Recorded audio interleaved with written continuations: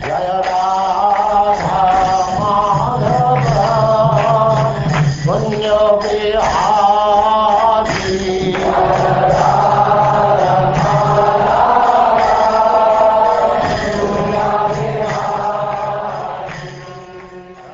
And now Chapter 8, the churning of the milk ocean.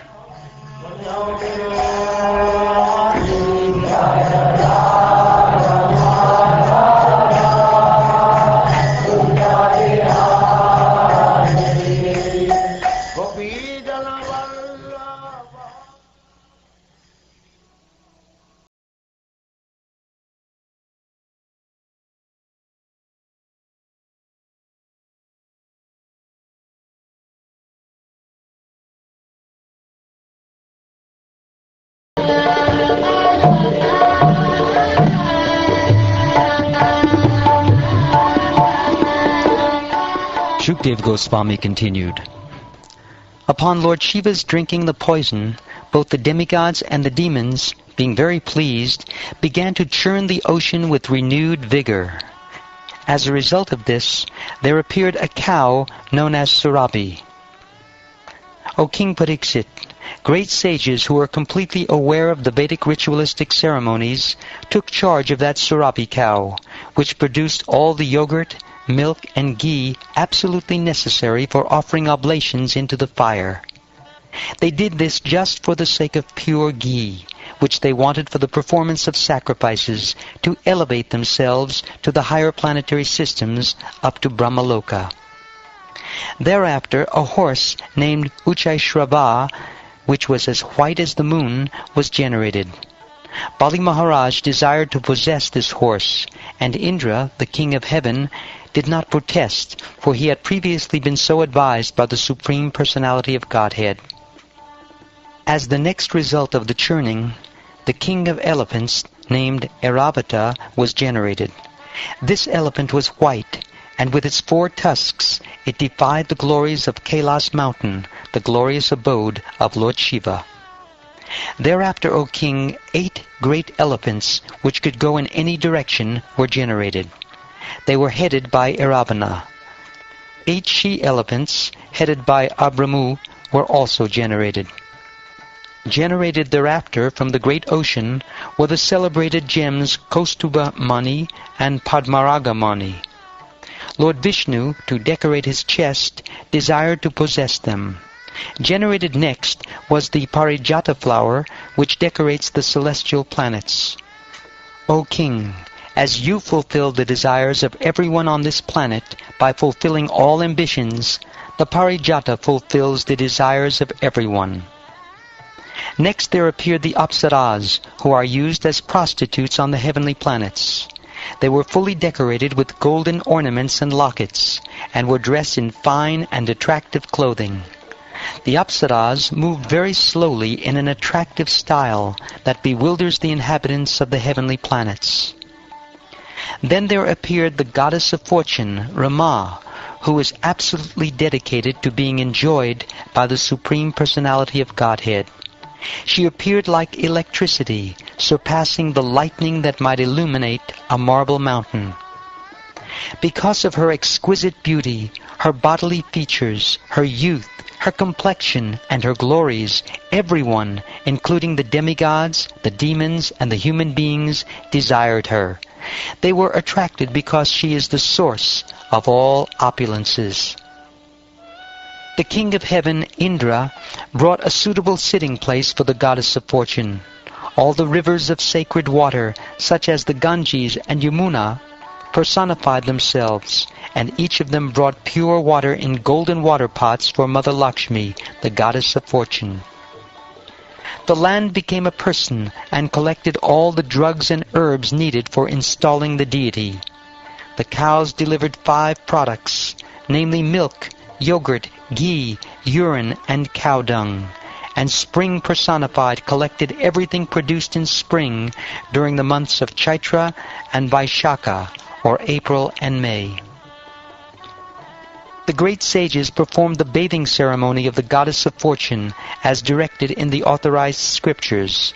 The Gandharvas chanted all auspicious Vedic mantras, and the professional women dancers very nicely danced and sang authorized songs prescribed in the Vedas. The clouds in personified form beat various types of drums known as mridangas, panavas, murajas, and anakas. They also blew conch shells and bugles known as gomukas, and played flutes and stringed instruments. The combined sound of these instruments was tumultuous.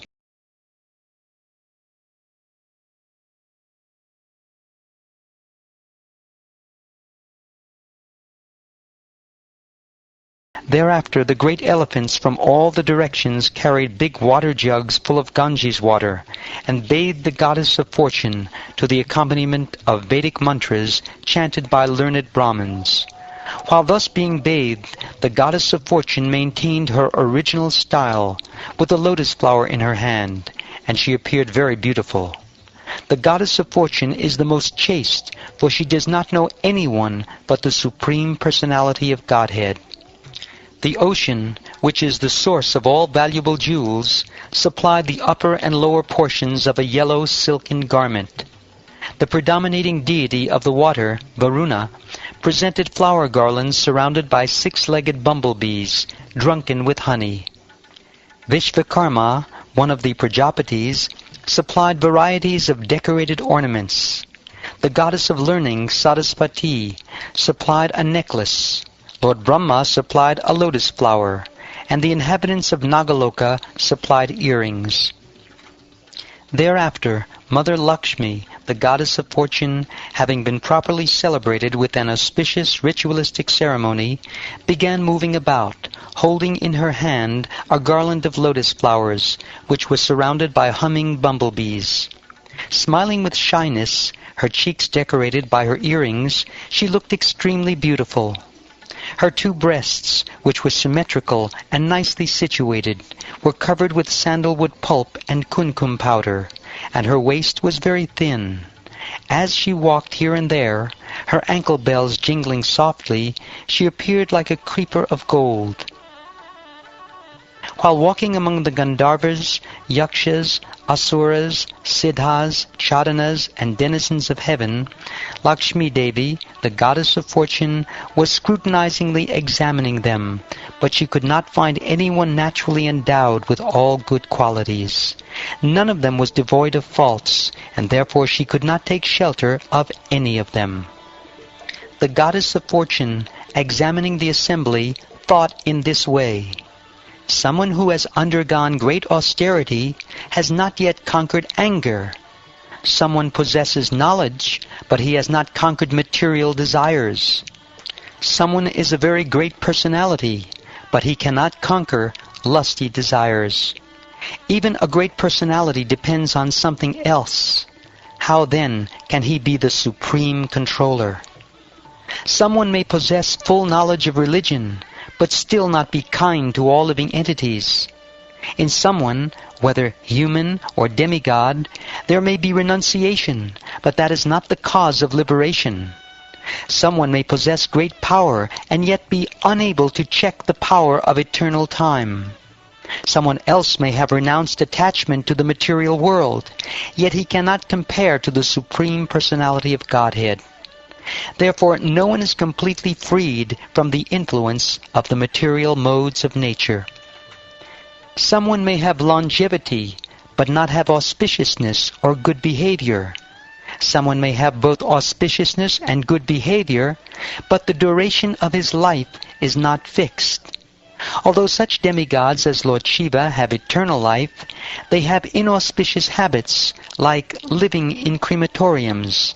And even if others are well qualified in all respects, they are not devotees of the Supreme Personality of Godhead.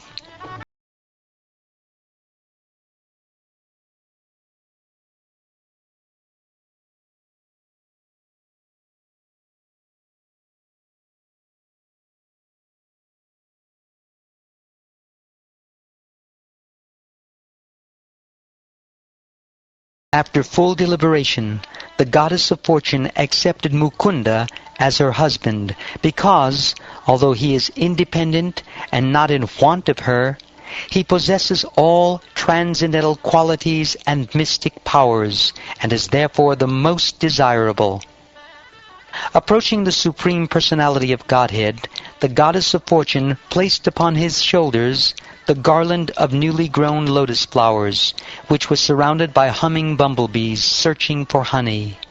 Then, expecting to get a place on the bosom of the Lord, she remained standing by his side, her face smiling in shyness.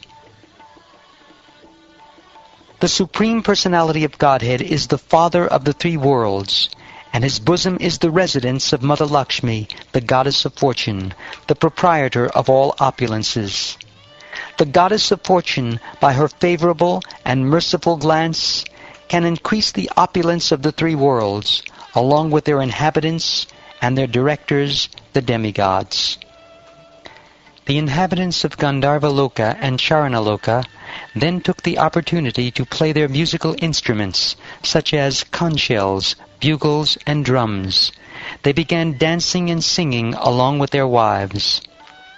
Lord Brahma, Lord Shiva, the great sage Angira, and similar directors of universal management showered flowers and chanted mantras indicating the transcendental glories of the Supreme Personality of Godhead. All the demigods, along with the Prajapatis and their descendants, being blessed by Lakshmiji's glance upon them, were immediately enriched with good behavior and transcendental qualities. Thus they were very much satisfied. O King, because of being neglected by the goddess of fortune, the demons and Rakshasas were depressed, bewildered, and frustrated, and thus they became shameless. Next appeared Varuni, the lotus-eyed goddess who controls drunkards. With the permission of the Supreme Personality of Godhead, Krishna, the demons, headed by Bali Maharaj, took possession of this young girl. O King, thereafter, while the sons of Kashyapa, both demons and demigods, were engaged in churning the ocean of milk, a very wonderful male person appeared. He was strongly built. His arms were long, stout, and strong. His neck, which was marked with 3 lines, resembled a conch shell. His eyes were reddish, and his complexion was blackish. He was very young. He was garlanded with flowers, and his entire body was fully decorated with various ornaments. He was dressed in yellow garments, and wore brightly polished earrings made of pearls. The tips of his hair were anointed with oil, and his chest was very broad. His body had all good features. He was stout and strong like a lion, and he was decorated with bangles. In his hand he carried a jug filled to the top with nectar. This person was Dhanvantari, a plenary portion of Lord Vishnu. He was very conversant with the science of medicine, and as one of the demigods, he was permitted to take a share in sacrifices. Upon seeing Dhanvantari carrying the jug of nectar, the demons, desiring the jug and its contents, immediately snatched it away by force. When the jug of nectar was carried off by the demons, the demigods were morose. Thus they sought shelter at the lotus feet of the Supreme Personality of Godhead, Hari. When the Supreme Personality of Godhead, who always desires to fulfill the ambitions of his devotees, saw that the demigods were morose, he said to them, "Do not be aggrieved. By my own energy I shall bewilder the demons by creating a quarrel among them. In this way I shall fulfill your desire to have the nectar." O King, a quarrel then arose among the demons over who would get the nectar first. Each of them said, "You cannot drink it first. I must drink it first. Me first, not you." Some of the demons said, "All the demigods have taken part in churning the ocean of milk. Now, as everyone has an equal right to partake in any public sacrifice, according to the eternal religious system, it is befitting that the demigods now have a share of the nectar." O king, in this way the weaker demons forbade the stronger demons to take the nectar. The Supreme Personality of Godhead, Vishnu, who can counteract any unfavorable situation, then assumed the form of an extremely beautiful woman. This incarnation as a woman, Mohini Murti, was most pleasing to the mind. Her complexion resembled in color a newly grown blackish lotus, and every part of her body was beautifully situated.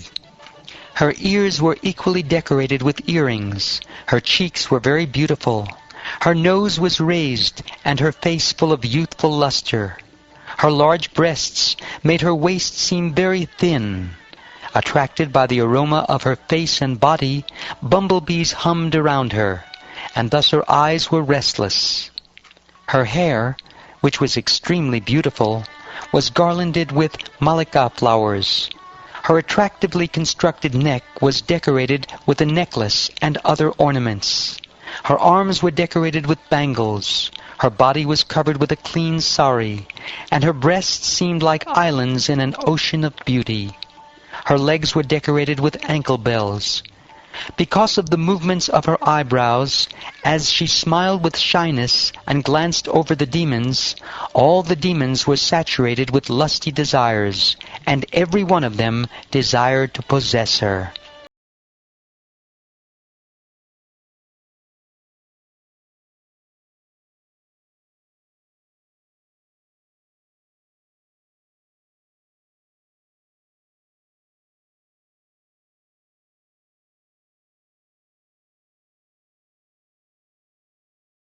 Eighth chapter of the 8th canto of the Srimad Bhagavatam, entitled The Churning of the Milk Ocean.